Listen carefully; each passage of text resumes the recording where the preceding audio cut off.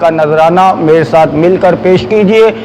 الصلاۃ والسلام علیک یا رسول اللہ، الصلاۃ والسلام علیک یا حبیب اللہ، الصلاۃ والسلام علیک یا نبی اللہ، وعلی آلک واصحابک یا نور اللہ۔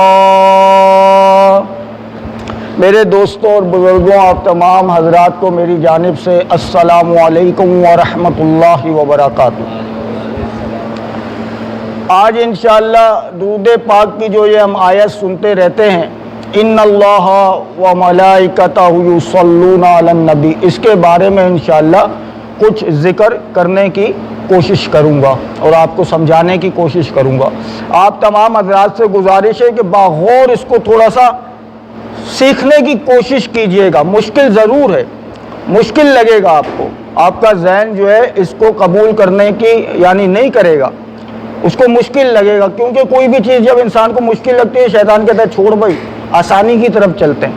لیکن اگر آج آپ نے یہ چند میرے کلمات، چند باتیں جو علماء کرام سے ہم نے سیکھی، آپ اگر سیکھ لیں گے تو انشاءاللہ ساری زندگی کہیں پر بھی ڈگمگائیں گے نہیں۔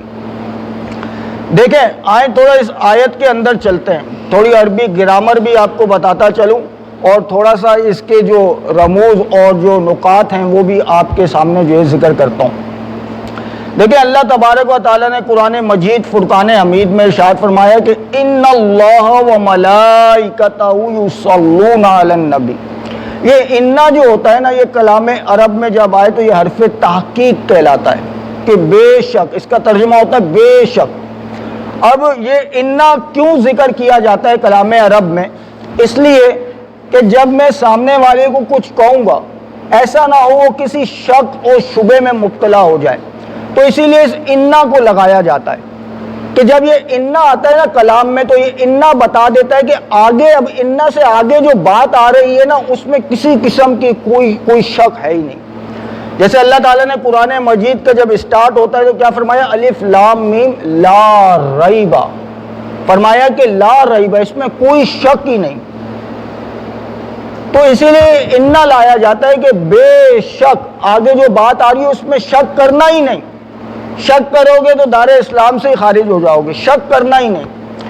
تو فرمایا کہ بے شک اللہ اور اس کے فرشتے نبی کریم صلی اللہ تعالیٰ علیہ وسلم پر درود بھیجتے ہیں۔ اچھا، بعض لوگوں کو میں نے یہاں پر دیکھا ہے جو نقیب محفل وغیرہ ہوتے ہیں، محفلیں ہو رہی ہوتی ہیں اور نقیب وہ بلاتے ہیں نا، جو کرتے ہیں کمپوزنگ وغیرہ جو بھی ہے، تو وہ اس طریقے کی بات کر رہے ہوتے ہیں، علم نہیں ہوتا ہے، وہ کہتے ہیں کہ دیکھیں اللہ تبارک و تعالیٰ اور اس کے فرشتے ان نبی کریم صلی اللہ تعالیٰ علیہ وسلم پر درود پڑھتے ہیں۔ کیا ترجمہ کرتے ہیں؟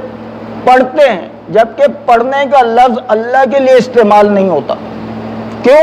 کہ اس لیے پڑھا یا تو زبان سے جاتا ہے یا پھر انگلیوں پہ پڑھا جاتا ہے، تو ایک تصور آتا ہے کہ کیا اللہ تعالیٰ زبان سے پڑھتا ہے، جبکہ اللہ تبارک و تعالیٰ تو جسمانیت سے پاک ہے نا۔ اہل سنت والجماعت کا یہ عقیدہ ہے، بلکہ تمام فرقوں کا یہ عقیدہ ہے کہ اللہ تبارک و تعالیٰ جسمانیت سے پاک ہے۔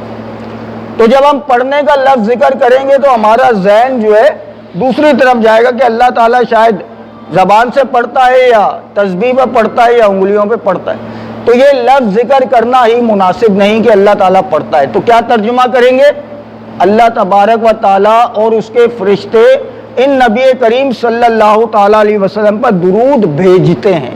کیا ترجمہ کریں گے؟ سب بولیں، بھیجتے ہیں، بھیجنے کا ترجمہ کریں گے، ٹھیک ہے۔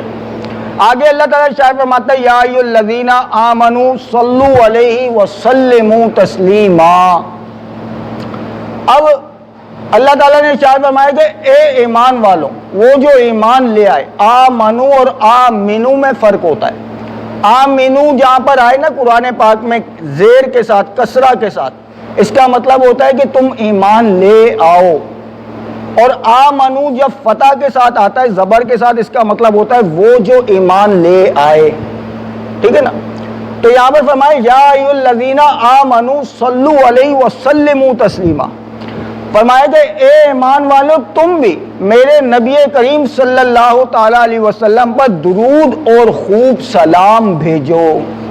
دو چیزوں کا حکم ارشاد فرمایا، سلموا و تسلیما، یہ جو تسلیمہ ہے یہ مصدر ہے، اور مصدر کو جب آخر میں ذکر کیا جاتا ہے تو یہ تین طرح کے فائدے دیتا ہے، یا تو یہ تعداد کے لیے آتا ہے، عدد کا بیان مقصود ہوتا ہے، یا پھر یہ تاکید کے لیے آتا ہے، یا کسی کی مثال دینا مقصود ہوتا ہے۔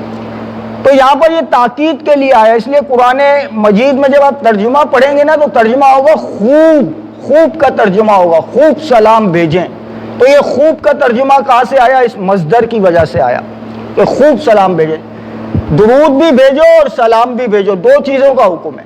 اچھا، یہاں پر ایک بات سمجھ لیجئے کہ اصول الشاشی ایک فقہ کی کتاب ہے، اصول کی کتابیں پڑھائی جاتی ہے درس نظامی میں، اس میں یہ اصول لکھا ہوا ہے کہ اگر کوئی چیز انسان مطلق ذکر کرے تو المطلق یجری علی اطلاقی، مطلق اپنے اطلاق پر جاری ہوتا ہے، کوئی بھی شخص اس کو اپنی طرف سے مقید نہیں کر سکتا۔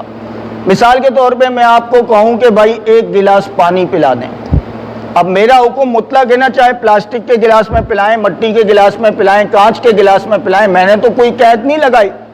اب آپ اگر مٹی کے گلاس میں لائیں اور کوئی اٹھ کر آپ کو کہے بھائی مٹی کے گلاس میں کیوں پلا رہا ہے، تو وہ بلا وجہ اعتراض کر رہا ہے نا، بات سمجھ میں آ رہی ہے؟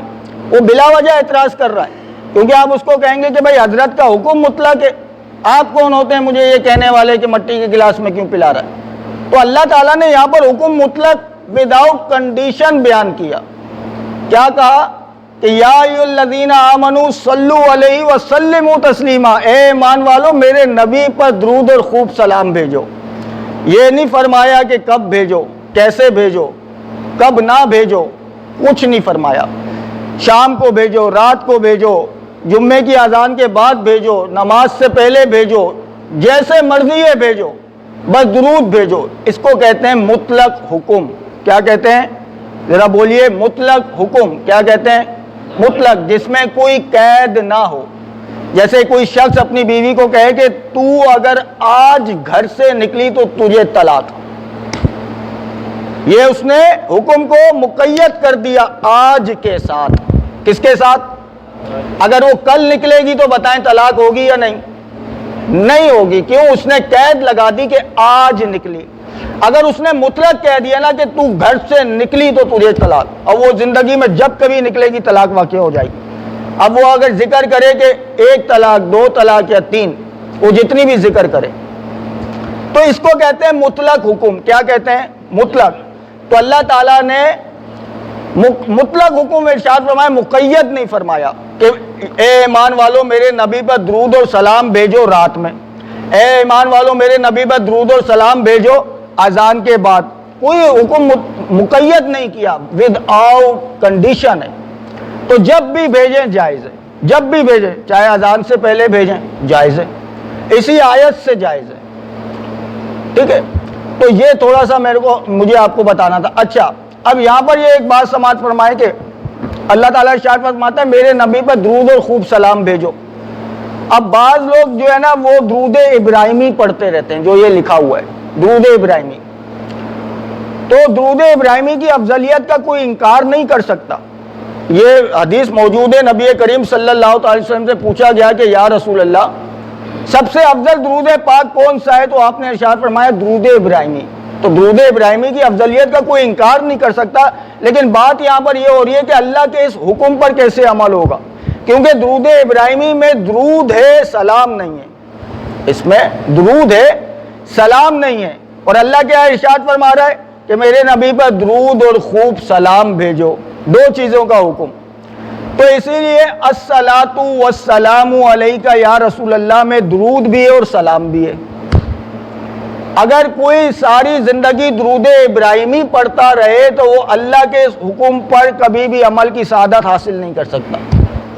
اس لیے الصلاۃ والسلام علیک یا رسول اللہ میں درود بھی ہے اور سلام بھی ہے۔ اب جب کوئی یہ آیت آپ کے سامنے پڑھے گا تو یہ ساری میری جو تقریر ہے آپ کے ذہن میں حاضر ہو جائے گی۔ اب جب کوئی یہ اعتراض کرے گا نا کہ اذان سے پہلے درود کیوں پڑھتے ہو، تو آپ کے ذہن میں میری یہ تقریر حاضر ہو جائے گی کہ اللہ نے حکم مطلق دیا، بھائی تم کون ہوتے ہو قید لگانے والے، تم کون ہوتے ہو منع کرنے والے؟ یا تو دکھا دو کوئی ایک ایسی دلیل کہ اللہ نے کہا ہو کہ اذان سے پہلے نہ پڑھو، کوئی حدیث دکھا دو کہ اللہ نے کہا ہو کہ اذان سے پہلے نہ پڑھو۔